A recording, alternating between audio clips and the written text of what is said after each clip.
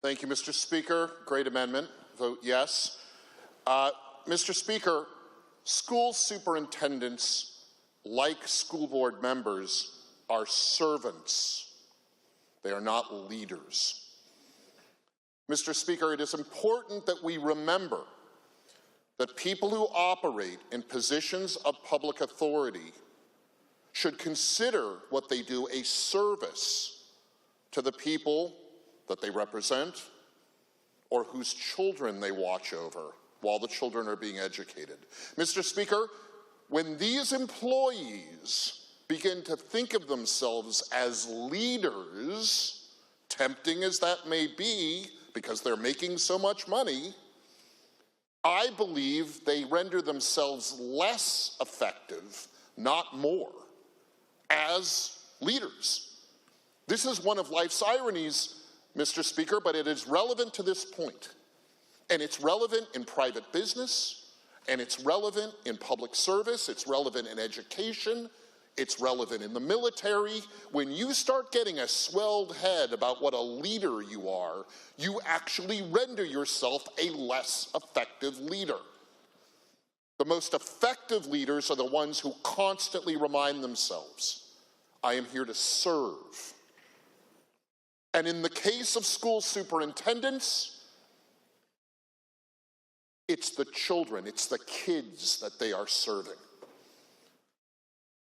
Mr. Speaker, I've already spoken in the previous amendment about the perverse economic factors that we have instilled into the way we fund and we budget and we manage our 295 school districts around this state. The overwhelmingly inappropriate to market salaries that some of these school superintendents make are not the cause of that economic dysfunction. They are a product of it. But nevertheless, Mr. Speaker, this needs to be corrected. This is not just an economics discussion, Mr. Speaker. This is a public policy of urgent importance to the people in this state. Just a couple of hours ago, before we began this debate, I shared on social media a screenshot that I'm sure you've seen it, Mr. Speaker, of the chart of what some of these school superintendents make in terms of their annual salaries. As you know, quite a number of them are significantly over the proposed cap of $250,000. In the few hours that information's been circulating on social media, my first post has gotten over 52,000 views. And over 1,000 of our fellow Washingtonians have chimed in with their opinion about these salaries of school superintendents. And Mr. Speaker, it's not pretty. One of the main comments is, why 250,000? The cap should be 200,000. And Mr. Speaker, what this cap, again, for emphasis, what this cap does, like the severance package cap we discussed a moment ago, what this cap does is this is not a restriction on market forces. This is a recognition of perverse market forces that are in place right now. I mean, what is the argument? In order to get a good superintendent, we've got to pay an exorbitant salary, 3 times what the average salary of the taxpayer funding this salary is. Well, we have to do it because the market demands that. But the market incentive, because of our funding mechanisms of schools in the state, is perverse. It's sending out perverse signals. And we see this endemically through our K-12 school system. We scoped an amendment earlier that dealt with some issues at WASDA, the Washington School Directors Association. Mr. Speaker, WASDA also controls the insurance that most school districts have to take. It's the only insurance available to them for things like employment practices and other matters. And when you hear some of the discussions about how the school district has to pay this kind of money or has to pay that kind of severance because that's the prevailing reality of employing these people, these superintendents. Mr. Speaker, it comes from a system in which the locally elected school board members are instructed that they must follow perverse standards of compensation and of so-called risk management lest they lose their insurance. It's a perverse economic system, Mr. Speaker. Again, the underlying bill speaks to savings and efficiencies. We have a system that discourages savings and encourages perverse inefficiencies. Will the member respectfully redirect your remarks to this amendment? Thank you. Proceed. Fair enough. I'll save the other stuff for final passage.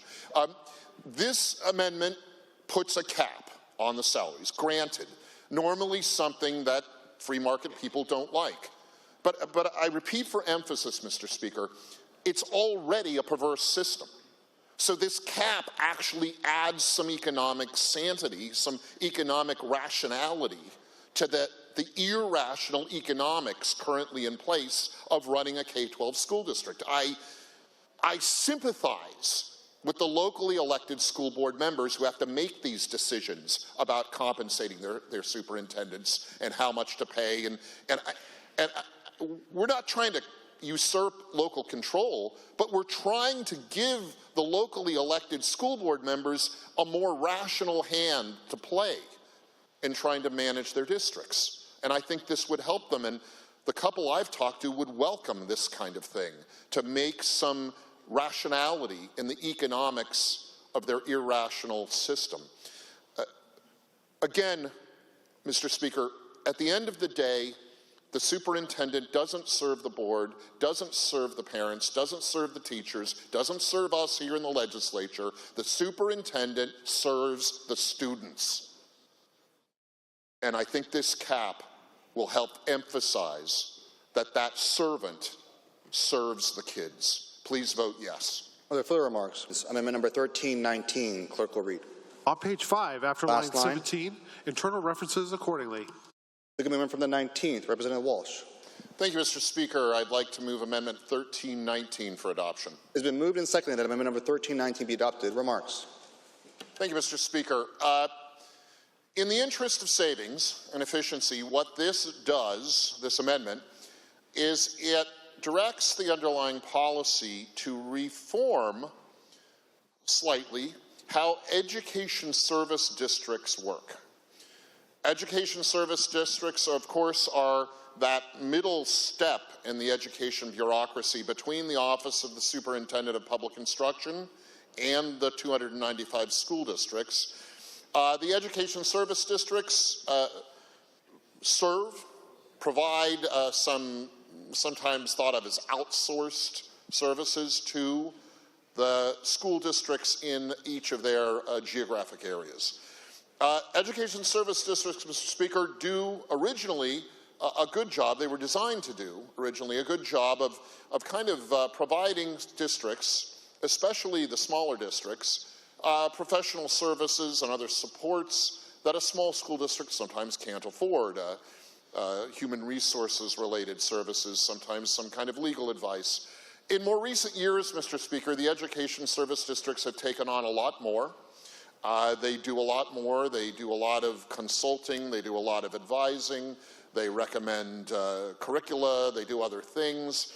And in the interest of savings and efficiency, it might be a good idea to pare back some of the growth in overhead, in administration, frankly, in staffing that education service districts have had in recent years. I think if we maybe return ESDs a little more to their original brief, they may be more efficient in the support that they provide to the school districts in their areas. So what the amendment does is it creates a budget mechanism which limits the growth by which an ESD can expand, and ties this to a percentage of the operating budgets of the school districts that it serves in its area. The new formula would have a sort of built-in multiplier or escalator in it as the underlying school districts' budgets grow or theoretically shrink. The budget of the ESD serving them would also grow or shrink, more often grow, most likely. So it will be tied a little more to the fortunes of the school districts that the ESD supports, but it'll keep the ESD trim in terms of its structure and its staffing. And as I say, without micromanaging what they do, hopefully this would encourage the ESDs to return their focus to the core services that they originally provided school districts. This amendment is good both for savings, because the K-12 districts are the ones, ultimately, who fund the ESDs, and efficiencies, because it will return the ESD to their original focus of support. It's a good amendment. Please vote yes. The good member for the 19th, Representative Walsh. Thank you, Mr. Speaker. Good amendment. Please vote yes. Mr. Speaker, anyone who's been involved in private business recognizes this tactic. It's called managing accounts payable. It's called cash flowing assets. It's called many things. What it does essentially is it transfers some part of an organization's financial burden to other places, to other business partners, to suppliers or vendors in business, sometimes to business partners. In this situation, Mr. Speaker, in the underlying proposal, the state is the organization that's managing its account payables.